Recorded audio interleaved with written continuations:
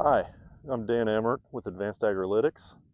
I'm here to talk to you today about crappy corn, or ugly duckling corn, or corn that's going through that awkward teenage phase.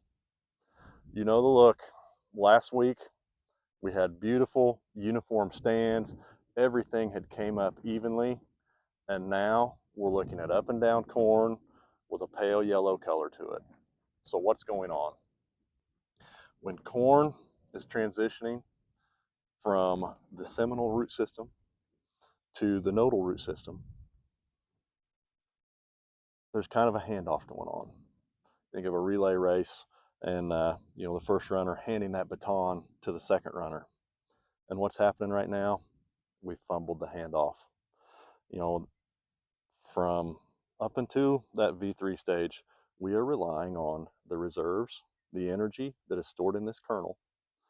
And as we move from V2 into V3 and V4, and as we look at this plant, we've got 1, 2, and here's our third collar right here. So we are late V2, really early V3 right now. But as we move and we continue to grow to V3 and V4, we start to rely more on these nodal roots. And this plant has a really nice nodal root system starting to develop. Wow, look at this. Pretty good. But the problem is where we have plants in that high organic matter area where the soil's a little bit better drained and we've got the residue moved out of the way.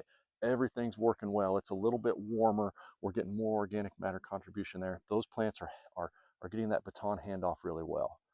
Where we don't, where we have less organic matter, where the soils are a little bit cooler, we're getting less mineralization of nitrogen and sulfur, and those are falling behind. Now, so how do we ensure uniformity across that whole field?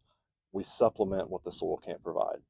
That's a 2x2, or they're getting it out there, broadcasting it, a weed and feed, or other methods of having I'm not talking pop-up, I'm talking a good rate of nitrogen and sulfur. That's where we're seeing that handoff go well. These nodal roots are getting out there, picking that up, and they're starting to take off. Where we don't have that out there, we are missing that.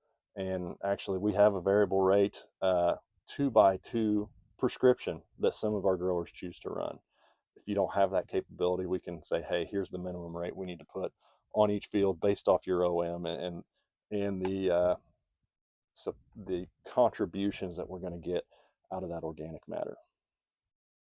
But what we are trying to do is ensure that we don't fumble the handoff from the seed to the nodal root system, and that these plants continue to grow as efficiently as they can, given the weather conditions that we have, so that we can maximize this plant mass at V6, maximize canopy closure, maximize sunlight capture, moisture conservation, and produce a lot of energy that we can put into kernels and maintain a healthy plant all the way through grain fill.